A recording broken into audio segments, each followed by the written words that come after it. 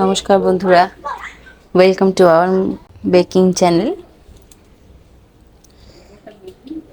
তো আজ আবার নিয়ে এসেছি একটি নতুন রেসিপি নিয়ে, চকলেট কেক রেসিপি। এটা 2 পাউন্ডের চকলেট কেকের অর্ডার ছিল। তা কাস্টমার আমাকে অর্ডার দেওয়ার সময় বলে দিয়েছিল, তোমার মনে যা আছে সেরকম করে অর্ডার তুমি ডিজাইনটা করে নিও। জাস্ট এটা 2 পাউন্ডের বানাবে আর চকলেট কেক বানাবে, ব্যাস এটুকু আমাকে বলে দিয়েছিল। তাই আমি এরকম আমার মতন করে ডিজাইনটা সেটা করার চেষ্টা করেছি, কেকের অর্ডারটা ডেলিভার করার চেষ্টা করেছি। তো ফার্স্ট আমি প্রতিদিন তো প্রিমিক্স দিয়ে কেক বানাই। তো আজকে আমি কেক জেল দিয়ে ফার্স্ট কেকটা বানাচ্ছি, প্রিমিক্সের সাথে কেক জেল দিয়ে কেকটা বানাচ্ছি। তো আমি কেক জেলের এইটাই ফার্স্ট আমার রেসিপি, আমি এর আগে কোনোদিন কেক জেল দিয়ে বানাইনি। এই কেক জেলটা ঠিক যারা এগের কেক হয়, মানে যারা বলতে মানে এগলেস কেকের জন্য কেক জেলটা পারফেক্ট। আর যারা এগ দিয়েই বানায় তাদের জন্য সব রকম কেক, আমিও এগ দিয়ে বানাই, তবে যেহেতু প্রিমিক্স দিয়ে বানাচ্ছি ভেবেছি যে কেক জেলটা একবার ট্রাই করে দেখা যাক। মানে কেক জেলটা হচ্ছে এগের সাবস্টিটিউট, তোমরা হয়তো অনেকেই জানো, তাও আমার বলার তাই আমি বললাম। তো প্রথমে আমি একটা বাটিতে 1 কাপ জল নিয়েছি, প্লেন রুম টেম্পারেচারের জল। তার সাথে 1 টিস্পুন পাউডার সুগার এবং 1 টিস্পুন কেক জেল নিয়ে সেটাকে ভালো করে ব্যাটারটাকে বিট করেছি হ্যান্ড মিক্সার দিয়ে। যাদের হ্যান্ড মিক্সার আছে তারা হ্যান্ড মিক্সার দিয়ে বিট করতে পারো, যাদের ইলেকট্রিক বিটার আছে তারা ইলেকট্রিক বিটার দিয়ে বিট করতে পারো। তবে ইলেকট্রিক বিটার দিয়ে বিট করাটাই সুবিধা, কেন হ্যান্ড মিক্সার দিয়ে বিট করতে গেলে অনেক টাইম লাগে আর এরকম স্মুদিনেসটাও আসে না, কেন সেটা করতেও অনেক সময় লেগে যায়, অনেকটা সময়ের ব্যাপার, হাত ব্যথা হয়ে যায়। তো সময় সাপেক্ষ ব্যাপার বলে ইলেকট্রিক বিটারটাই পারফেক্ট। তো ইলেকট্রিক বিটার দিয়ে বিট করতে আমার তাও 5-7 মিনিটের মতো লেগেছিল বিট করতে। তো ব্যাটারটা যখন 5-7 মিনিটের মতো মানে বিট করতে করতে এটা বোঝা যাবে যে বিট করতে করতে যখন অনেকটা এগের হোয়াইট পার্টটা যেরকম বিট করলে যেরকম একটা স্মুদি ক্রিমি টেক্সচার চলে আসে, ঠিক এরকম টেক্সচারটা চলে আসবে, তখন আমি বিট করাটা স্টপ করে দিয়েছি।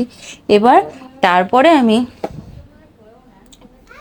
2 কাপ ভ্যানিলা প্রিমিক্সের সাথে 4 টেবিল স্পুন কোকো পাউডার নিয়ে নিয়েছি। আমার যেহেতু চকলেট প্রিমিক্স ছিল না, তাই জন্য আমি কোকো পাউডার নিয়ে এটাকে ভালো করে স্প্যাচুলা দিয়ে মানে হ্যান্ড উইক্সার দিয়ে ভালো করে ধীরে ধীরে এটাকে জাস্ট উইক্স করেছি। কেননা যদি আমি স্প্যাচুলা দিয়ে ভালো জোরে জোরে জোরে জোরে গুলাই, তাহলে যে আমি ফোমটা ক্রিয়েট করেছি সেই ফোমনেসটা ডেবে যাবে। তো তো সেই সেম থিংসই হবে, যেটা যেটা নর্মাল কেক জেল ছাড়াও যেটা হয় কেক জেল। তাই জন্য আমি ধীরে ধীরে গুলিয়েছি, এটা আমার গোলাতেও একটু টাইম লেগেছিলো।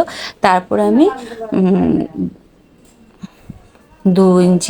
2 পাউন্ডের কেক টিনটাকে ভালো করে অয়েল ব্রাশ করে নিয়েছি। অয়েল ব্রাশ করার সময় আমি ওটিজিটা প্রিহিট করতে রেখে দিয়েছিলাম 170 ডিগ্রিতে, 10 মিনিটের টাইমার দিয়ে ওটিজিতে প্রিহিট করতে রেখে দিয়েছিলাম। যখন প্রিহিট হয়ে গেছে তখন আমি কেক টিনটা মানে অয়েল ব্রাশ করার পরে কেকটাকে ভালো করে কেকের ব্যাটারটাকে ভালো করে কেক টিনের মধ্যে ঢেলে তারপরে কেক টিনের মধ্যে এটাকে আমি ওটিজিতে বসিয়ে দিয়েছি। ওটিজিতে তারপরে 170 ডিগ্রিতে 30 মিনিটের টাইমার দিয়ে কেকটাকে বেক করতে রেখে দিয়েছি। তারপর কেকটা যখন বেক হয়ে গেছিলো তখন আমি কিছুক্ষণ ওটিজিতে রেখে দিয়েছিলাম। আমার সেই জন্য ওটিজিতে রাখার জন্য, ওটিজি যেহেতু হিট ছিল, এটা আমার কোনোদিন হয়নি, কিন্তু এবারই এই কেকটা অর্ডারের সময় হয়েছে। তোমরা দেখতে পেয়েছো সবাই হয়তো ভিডিওটাতে, যে কেকটা পুরো ডেবে গেছিলো, পুরো মাঝখান থেকে বসে গেছিলো। হয়তো আমার ওটিজিতে রাখার জন্য এই ফলটা হয়েছে। এরপরে আমি আশা করি এই ভুলটা আর করবো না। যখন হয়ে যাবে ওটিজি থেকে বের করে বাইরে রেখে দেবো। মানে কেকটা ওটিজিতে যখন ছিল তখন খুব সুন্দর ফুলেছিল, এবার ওটিজি থেকে বের করার পরে মানে যখন বাইরে ভিতরে রেখেছি এতটা ডেবে গেছিলো, দেখতে এরকম এত অড লাগছিলো। তাই জন্য তখন আমি আর টেনশনে পড়ে গেছিলাম বলে আর তখন ভিডিওটা করা হয়নি। একদম ক্রাম কোট করে ডাচকিন দিয়ে ক্রাম কোট করে ফাইনাল তোমাদের দেখিয়েছি। ডাচকিন দিয়ে ফাইনাল মানে ক্রাম কোট করার পর ফ্রিজে রেখে দিয়েছিলাম। এরপরে আমাদের যখন এই কেকটার অর্ডার ছিল সেদিন আরেকটা ঘটনা ঘটেছে। মানে অনেক সময় হয় না, বলে যায় বাইরে থেকে কোনো একটা কারণের জন্য সকাল 9টা থেকে বিকাল 5টা পর্যন্ত মধ্যে কারেন্ট আসবে না। তাই জন্য আমি সেটাকে ভালো করে সকালবেলায় উঠে ফ্রিজে ক্রাম কোট করে ফ্রিজে সেট হতে রেখে দিয়ে তারপরে যতটা আমার ক্রিমের প্রয়োজন কিছুটা ভালো করে বিট করে ফ্রিজে রেখে দিয়েছিলাম। কেন কারেন্টটা চলে গেলে তোমার আমি ক্রিমটা বিট করতেও পারবো না, আমার অনেকটা প্রবলেম ফেস করতে হবে। তাই জন্য আমি আগে থেকে ওটাকে করে ফ্রিজে রেখে দিয়েছি। এবং তারপরে যখন ক্রাম কোট হয়ে গেছে পরে আমি ওটাকে বের করে নর্মাল হোয়াইট প্লেন ক্রিমটা দিয়ে ফাইনাল কোটিংটা করেছি। ক্রিমটা দিয়ে ফাইনাল কোটিং করার পরে ফাইনাল ব্রাশ দিয়ে ডিজাইনের মতন করেছি। করে আমার হঠাৎ করে ফোনে ডিজাইনটা একবার দেখতে গিয়ে দেখছি যে ওটা ফাইনাল কোটিংটা একটু লাইট পার্পল কালার ছিল। মানে আমাকে একটা ছবি দেখিয়েছিল যে এরকম জাস্ট পার্পেলের মধ্যে করবে, মোটামুটি একটু বলে দিয়েছিল আন্দাজে। মানে মুখে বলেছিল তোমার মন মতন, কিন্তু পার্পল কালারটা পছন্দ ছিল সেই জন্য বলেছিল। তাই জন্য আমার মনে পড়েছে, দেখেছো লাইট একটু অল্প অল্প ক্রিমের মধ্যে একটু পার্পল কালারটা নিয়ে লাইট অল্প অল্প জাস্ট টাচ দিয়ে আমি আবার সেটাকে ফাইনাল কোটিং করার জন্য আবার বাইরে থেকে ব্রাশ দিয়ে ডিজাইন করে যেরকম নর্মাল ডিজাইনটা করে আবার ফ্রিজে রেখে দিয়েছি। তারপরে ফ্রিজে যেহেতু কারেন্ট ছিল না, ফ্রিজ বন্ধ ছিল, তাই জন্য আমি ফ্রিজটা বেশি যতটা না খোলা যায় তাহলে ভিতরে আমার অনেক কেকের আইটেমগুলো যেহেতু অর্ডার ছিল আমার সুবিধা হয়, তাই জন্য ফ্রিজে রেখে দিয়েছিলাম ভালো করে। তারপর ফ্রিজে রেখে দিয়ে অনেকক্ষণ মানে মানে অনেকক্ষণ বাদে কেকটা ফাইনাল কোট করার পর অনেকক্ষণ বাদে কেকটাকে বাইরে বের করেছি। কেননা যেহেতু যদি কারেন্ট চলে যায় তখন কারেন্ট নেই, যেহেতু গরম হয়ে যাবে তখন কি হবে, আমার সেট হতে টাইম লাগলে তখন আমি ফুলগুলো কি করে ক্রিয়েট করব। তারপর অনেক টাইম পরে আমি তারপর দেখলাম যে না, এবার অনেকক্ষণ হয়েছে, এবার অল্প অল্প যতটা আমার প্রয়োজন ততটা করে ক্রিম বের করে নিয়ে ফার্স্টে আমি একটা পিচ কালার তৈরি করেছি।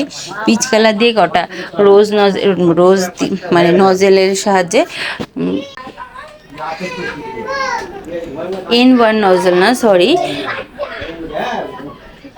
রোজ নজেলের 44 রোজ নজেল দিয়ে এটাকে আমি রোজ ক্রিয়েট করেছি। তারপরে কিছুটা স্টার নজেল দিয়ে N1 নজেল দিয়ে আমার যতটা মাথায় এসেছে যতটা সেইভাবে ঠিক আমি এরকম ফুলগুলো করার চেষ্টা করেছি। আর এবং বলেছিল মাঝখানে নাম লিখে দিতে, তো আমি হ্যাপি বার্থডে লিখে এবার আমার যতটা মাইন্ডে এসেছে আমি সেইভাবে ডিজাইনটা করার চেষ্টা করেছি। তোমরা শুধু বলবে আমার ডিজাইনটা কেমন লাগলো। তোমাদের প্রতিটা ভিডিওতে আমি বলে থাকি যে ডিজাইনটা কেমন লাগলো প্লিজ একটু জানিও, তাহলে আমি আমার ভুলটা বুঝতে পারবো, আমার ঠিক করার জন্য আমি আমার ঠিকটা করার চেষ্টা করব। কিন্তু সেরকম করে কেউ কমেন্ট করো না, তাই জন্য আমি বুঝতেও পারি না। আমি বেটার করার চেষ্টা করব যদি তোমরা একটু আমাকে জানাও। আর প্রতিবারের মতন বলছি যে আমার চ্যানেলে যদি কেউ নতুন হয়ে থাকো তাহলে চ্যানেলটাকে প্লিজ সাবস্ক্রাইব করে, ভিডিওটা যদি ভালো লেগে তাহলে ভিডিওটাকে একটা লাইক করে দেবে। তারপরে